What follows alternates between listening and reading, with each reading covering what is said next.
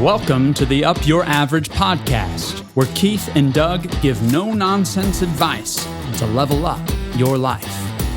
So buckle up and listen closely to Up Your Average.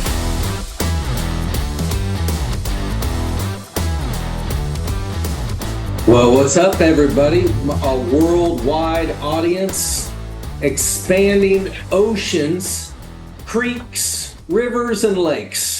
We have Blake Brewer with us today on the Up Your Average podcast. This is such a treat, Keith, to have my friend Blake on the call with us. Man, I'm so looking forward to this. Blake's message is a game changer for people. It is a way to take your life to the next level up. I mean, what is it, Blake? You want to help 1 million dads? Is that right? Well, when we started, we said 1 million dads, but then we started saying we got to help the moms too. So now, and then there's grandparents. So now we just say 1 million people. We want to help 1 million people write at least one well-written, impactful, lasting legacy letter. Man, I love that. What do you think? Keith, you're thinking something. 1 million people, I'm just trying to wrap my brain, or somehow there's these people that have come across our southern border and somehow they know the number of that. I don't even know how you would know the number. I wouldn't know 1 million people if I saw it. So that's what I was trying to think. It's what does 1 million people look like? What's it look like, Blake? Well, it's not going to happen all at once. Although I believe God is big enough, it could. So this past year, we just did the numbers and we equipped 3,500 people to write this letter. And we can count the number of people who show up for a Zoom workshop or in the audience. But then I was on the Mike Huckabee show back in January, and I shared, he's got about 1 million people in his audience. And so I shared my story and shared a little bit about writing their legacy letter. And there'll be some people from that go write this letter. And that's hard to track. That is just wild. How do you get invited to the Mike Huckabee? What's his name? Huckabee. He ran for president, the governor of Arkansas. Man, he's kind of a big deal. Didn't your wife go to Arkansas? Let me start off. How do you get invited to Mike's show? And it's actually just called the Huckabee Show. But what if we could get invited? No. I think it'd be fun. No, we cannot. It's all in who you know. Last year, we sold our minivan to this older couple, and this older couple goes, Blake, we watch the Huckabee Show every week. We feel like you need to be on the Huckabee Show, because we started talking to him, and I told him my story, and I'm like, and she's like, we know somebody who knows somebody over there, and I'm thinking, okay, sure. Well, then 3 months later, I get a call from the Huckabee producer, and they're like, someone has told us that you need to be on our show, and the people we sold our car to, it was them. They made this connection, and next thing you know, and I show up and I meet Mike Huckabee, and he goes, he's trying to name somebody knows you or something. And I couldn't even remember the people's name, but they didn't even know that I'd been on the Today Show, and so they thought they were the first ones to kind of so anyway, it was funny.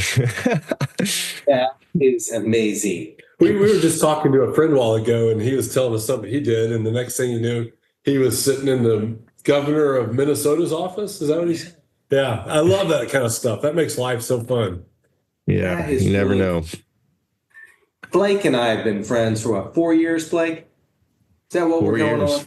I think so, yeah. And Blake and I met through a mastermind group, which a mastermind group is just a group of people who are working to help each other live life a little bigger. And it was during that group, or during one of those sessions, that Blake was pouring his heart out, and boom, the legacy letter was born. Is that a fair assessment, Blake? Yeah, we were in, we meet every week virtually, but then we were in Nashville all together. And I don't think I had told you guys all my story, which I think I'm about to share with everybody. But one of the speakers had shared about getting a letter from his dad. And so then I was thinking about my story, and then I shared with you guys, and something just clicked. Like, what am I doing here with my life? We got to help more people get a letter like this. That's unbelievable. And so Blake, if you were to share your story with Keith, he might not know all of it. He knows some of it, Keith, but if you were to share it with us, how do you even start? Well, I usually start with sharing my dad did something pretty incredible for me. He gave me this unbelievable gift when I was 19 years old. I was a freshman at the University of Arkansas. My mom called and said, Blake, we're taking a family vacation to Hawaii. I said, heck yeah, let's go. I've been to Destin, Florida a couple times, but never Hawaii. And so we boarded the plane a few months later. And the first day there, we decided to go snorkeling in a place called Hanama Bay. And it was my mom, my sister, my brother, my grandmother. They were all on the beach, but then it was just me and my dad out in the water snorkeling. And Keith, Doug, there was nowhere else I wanted to be than right there with my dad. I was really fortunate. I had a really good dad. He wasn't perfect. And there was definitely times growing up where I was like, oh yeah, that's my dad. And there were other times where I was like, oh shoot, that's my dad. Doug, you think your boys ever say that about you? I don't think so. Your boys, I think they're all saying good things. I wish I had you as a dad, man. I can just tell you're a great dad. Keith, I'm sure you're a good dad too, but I don't really know. No, withhold judgment there. He's not too shabby. My dad was my hero. And so he was a hospital administrator, but long before I was born, I was known as a football player, got drafted by the Atlanta Falcons to play tight end, but his main claim to fame is that he was Terry Bradshaw's tight end at Louisiana Tech. And so they were best friends and roommates. And my dad was a very humble guy and hardly ever told anyone that he was Terry Bradshaw's tight end. I told everyone. It was my claim to fame growing up. And so there we were out in the water, and we just kept going further and further out. And the waves got really big, and I realized I didn't know where my dad was anymore, and started scanning the water looking for him. And couldn't find him. I slightly panicked. Where'd my dad go? And then I saw him. And I remember thinking, okay, good, there's my dad. Except not good, because I could tell that he was struggling, and he began to yell for help. And my dad had this really big, deep, booming voice, but this yell for help, like it just sounded like a soft whimper. And I swam over to him and got to him as quickly as I could. But by the time I reached him, he was underneath the water, and he was unconscious. And so I dove down, put my arms around him, pulled him back up to the surface, and began to swim with him to shore. And we were pretty far out, and then it was pretty soon, I realized like there's no way I'm going to make it. And it was at that moment a nearby snorkeler showed up, and he began to help me get my dad to shore. And then the lifeguards showed up and put him on a surfboard, and they brought him the rest of the way in. And they started doing CPR, and I felt so helpless. I didn't know what to do, and I just cried out to God. God, would you please save my dad's life? And I really thought that he was going to come to at any moment. I thought his eyes were going to flicker open, just like you see in the movies. The water's going to spew out of his mouth. And it just never happened. And so my dad drowned that day. And it went from one of the best days of my life to the worst, just like that. And I'm standing there next to my dad's body. Like, what the heck just happened? And began to ask myself some questions. How are we going to make it without my dad? How am I going to make it without him? Fast forward a few hours, and now we're back in the condo. And I just called my dad's parents, who were absolutely devastated to learn they lost their son. Called our church, called my dad's work. I was the oldest son, and my mom wasn't in any condition to make the call, so it was on me. And I go to the back bedroom, and I'm sitting there on the edge of the bed, just still in total shock, and really asking God, like, where were you? And it was in that moment my mom appeared in the doorway, and she said, Blake, I found something in your dad's briefcase, something he was going to give you on the trip. And she walked across the room, and she handed me this letter from my dad. And I began to read this letter, and guys, it was just everything I needed in that moment. I could hear my dad's voice reading that letter, and just a sense of peace came over me. I felt hope that I was going to make it. And then I felt incredibly loved. Like, you could never convince me that my dad did not love me. Like my dad took the time to put it down on paper. And then I get to the last line of this letter, and I really believe God allowed my dad to write it. But my dad wrote, as you are being faithful to the Bible and to God, you're often going to find yourself in the minority here on earth. But I can assure you that in heaven, you'll be in the majority. Love your dear old dad. And I remember reading that and just thinking, man, I'm going to see my dad again. And so I can't imagine my life without that letter. My life was really at a crossroads. And now that was 20 years ago. I really understand that and realize I could have walked away from that being a victim, and having a victim mindset. I could have walked away bitter at God, bitter at life. And it was like the exact opposite happened. I walked away with purpose. I walked away leaning more into my family and friends and my faith, wanting to serve other people. And I can only attribute that to my dad's letter. Like my dad was there for me at the worst moment of my life. My dad gave me what I needed. And so that letter, it was so much more than the letter. Like my dad with that letter gave more of himself to me. And that's what I needed. And so that's been my story for the last 20 years. And so it was 4 years ago when I was sitting there with you guys that day, thinking about my own children and started working on them, writing them a letter, and saw how difficult it was to write that letter. Just so overwhelming looking at a blank sheet of paper, and just realized, hey, we got to help more people get a letter like this. So that's what we've been doing for the last 4 years. We've been guiding people through writing this kind of perfect legacy letter, everything you want to share with them and everything they need to hear from you. And so it's been fun. I've heard you tell the story a few times now, and it's always brings tears to my eyes. But something I've really enjoyed about seeing you, Blake, in these last 4 years, Keith, is Blake is a true entrepreneur. I don't know if your middle name's Optimism or what it is, but I've only seen Blake down a couple times, and so Blake, as you've carried this baton and you've been passing it and sharing it with other people and giving them the opportunity to say yes, to receive something like you have, to receive a gift from their mom or dad or grandma or grandpa. What is it like to have this mission be your business? Are there days where it just feels like a business, or everyone who hears your story, it's kind of like going to a rock concert. You're going to go through a lot of emotions, but the guy playing the drums might be having the worst day of his life.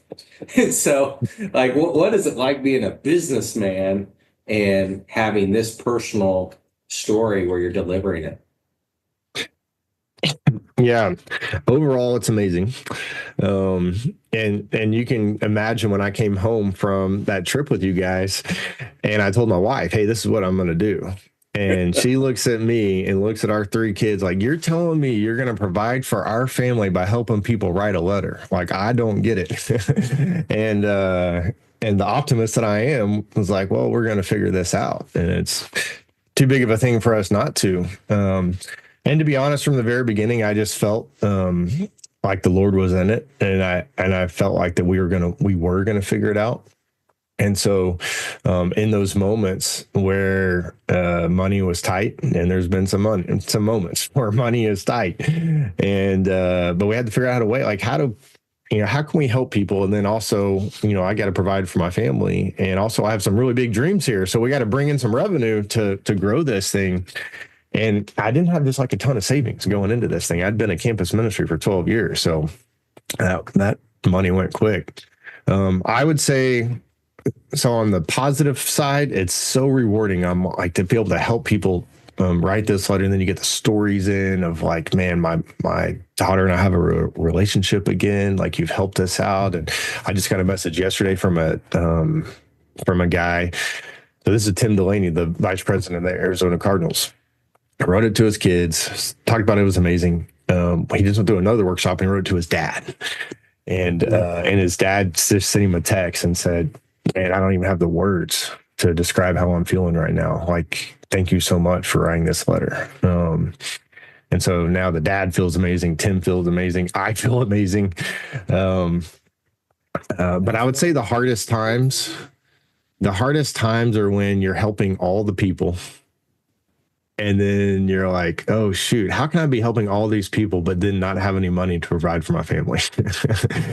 And that can be really hard. And I just have to go, like, just keep going, to be honest. And it's in those moments where I'm just like, I have to just keep going. Like, I have no other option. Like, I feel like I burn the bridges. And I also, like, God's in this. we're not giving up. Like, we're doing it. And so it's been amazing. It's just grown my faith, to be honest. Like I love helping people write the letter. I love the business side of it. And I love, like, trying to figure that out and grow it. And then it's just been a huge test of my faith. And it's brought me closer to the Lord through the whole thing. Was that a good answer, Doug? Yeah, I think so. Yeah, I'm blown away by it. And one of the questions I've never asked you that I've been thinking about is, what does your mom think about this stuff? And I love when something good happens and I get to call my mom. She's cheering me on. She's really excited about it. And my sister and my brother too. And so they're not the type of people, they're not entrepreneurs. Like, they would never be doing this.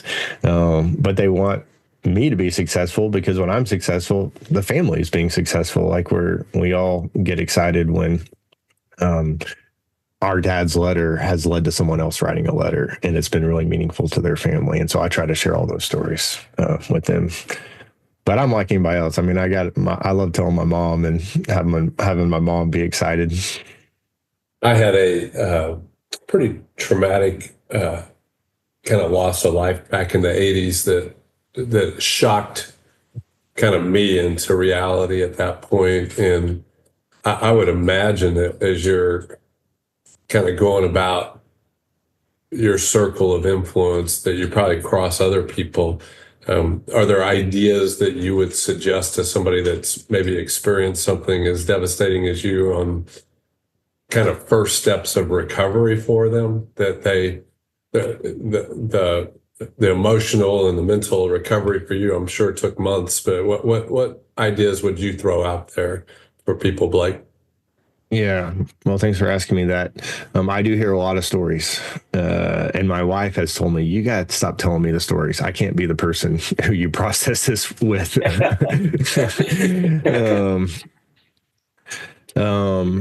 But, I was so fortunate because I had so many great people around me. Obviously, I had my dad's letter, but I had so many great people that I leaned into, and I was not shy about talking about it and processing it. And man, when I could meet someone else who had also had something traumatic, and then we bonded and connected, there's just something about talking to someone who understands you. And so, finding someone like that. And I try my best to be that person for other people. I've got a guy right now I'm talking to, his daughter, died this past year in a car accident, and he was driving, and it was his fault. And he's actually facing jail time over it because he was passing someone illegally and hit a wet spot. The car flipped, and man, he's just heartbroken. And I am trying my best to be there for him to talk about it. And I can tell he didn't have a lot of people to talk to about this. And you can't just keep it to yourself. You got to go process it, talk to others. Man, so true. The idea that life happens in a unexpected sequence can sure create a lot of emotions, a lot of uncertainty, and it seemed like what you're doing, Blake, is just a real blessing beyond anything you could even measure. Just the idea that you could get, what'd you say, 3,500 so far this year? Yeah, we've equipped 3,500. Yeah. Yeah. Like those 3,500, I assume, represents probably 7,000 to 10,000 letters. So, I don't even know if those people could even express what that really means to them. When I tell them when they're writing the letter, you're never even going to know the ripple effect of this letter. Like there's going to be people that have not even been born yet in your family that will be impacted by your letter, because my kids are impacted every single day by my dad's letter, and they can't tell you a single word in it. But I'm a better man and I'm a better dad because of my dad's letter. But then also the people who write this letter, because it just the process of writing the letter makes you a better person, and it makes you think about what you want for your family. So obviously when they give the letter, like there's impact there, but even just going through and writing the letter, like now you get to go live out the letter you just wrote. And so you became a better dad, you became a better mom because of it. Hey, Blake, with you writing the letter, you're being the voice, you're the guy on Mike's show. And on today's show, you're the voice of this. You're also a dad. You're traveling a lot. You're on airplanes. You're coming home. You're not going to be the perfect dad. But what would you say to the dads that are out there who are running fast right now, who are traveling, who just, they're not home as much? I mean, what type of an encouragement can you give to them to be the best dad that they can be? Yeah, I got a couple thoughts there, and you can go different ways with that. The first one is when you are home, be as present as you can be. And I struggle with this. Got to put the phone down, and just like when I'm with my kids, I want to be with my kids and not bring work with me. I think another thing that we can struggle with is just guilt and shame. And so we've got to throw that behind us, and we can't, whatever has happened in the past or the shame, we can't let that keep us from having a connection with our children and pursuing their hearts. Because we have all made mistakes, and it's easy to look over at the other guy and think, oh man, that guy's got it all together, and he doesn't. And then I think a third thing is really evaluating, like, do I need to be on the road this much? Like I'm evaluating opportunities all the time. Can I make this a 1-day trip instead of a 2-day trip? Like, yeah, there could be some good things if I stay for 2 days, but man, is it really that important? And I have some good accountability. Like I think of Dave Ramsey, he's got some good accountability there with going into debt, right? I got some good accountability with being a good dad. Like I can't be the guy helping everybody write their Leggy sweater and not be a good dad. But I'm like everybody else. I mean, there's days my kids, like I want to pull my hair out and I'm like, what is going on here? like I told you to get in bed 15 minutes ago and I've said it 15 times since then. So. Well, in your training, one of the parts that I remember is the "I'm sorry" part. Yeah. Right? I mean, I just tell that's the second section of the letter. You got the intro section and the apology, and I tell parents, hey, there's been some walls that have been built over time because of things that have been said, things you've messed up on, and you're about to write some incredible stuff to them, and so you got to break down those walls. One of the best things is with an apology, and it also says an incredible tone to the letter with humility, but also you're building a bridge. Like it's more about yes, you're tearing down the wall, but man, you're starting to build that bridge of trust and love, and that's what we're doing as dads and moms. Man, we're constantly going after our children's hearts, and it's not a one-time thing, man. It's every day. So, Blake, if somebody's driving down the road or they're watching this and they're thinking, man, I would really like to write a letter. What are the steps? How do they get a hold of you? What would you recommend they do? Well, you can go to legacyletter.com. We have a free toolkit, so someone can come, and we've got the sections of the letter, and we've got a couple pointers on there. I think what a lot of people realize when you get the free toolkit, like everything's there, the sections of the letter you need to write. I need some more help with this. And that's the whole reason that I'm doing what I'm doing, is because most people, if they could write this letter on their own, and some people can, but it's just really, really hard to get everything out on paper and the things that you want to say, but also the things they really need to hear. And so we have our master class. And so you can go through the master class, and there you go, right there. And so the master class is me teaching and guiding everyone through the letter. And so it's, you can go through at your own pace, but you can also, I go live several times a month, and you can join me live. But I also love I partner with so many great people who either have me do a workshop virtually for their people, or I'll travel in person. So I'd love to get over there to where you guys are at. So if anybody's listening, man, let's make it happen. I love it. I love it. Man, I appreciate your generosity of time with us, Blake. You have been a real treat. Well, thanks for having me. Appreciate y'all. Yeah, Blake, this was awesome to put together. And if you want to talk more, reach out to Blake, reach out to me or Keith, and we'll be happy to make the introduction. Absolutely. Well, I love you guys. Doug, I'm so appreciative of your friendship and just how you've encouraged me over the years. And I've learned a lot from you, just as a person, as a dad. So, and go Razorbacks. See you, Blake. See you, buddy. See y'all.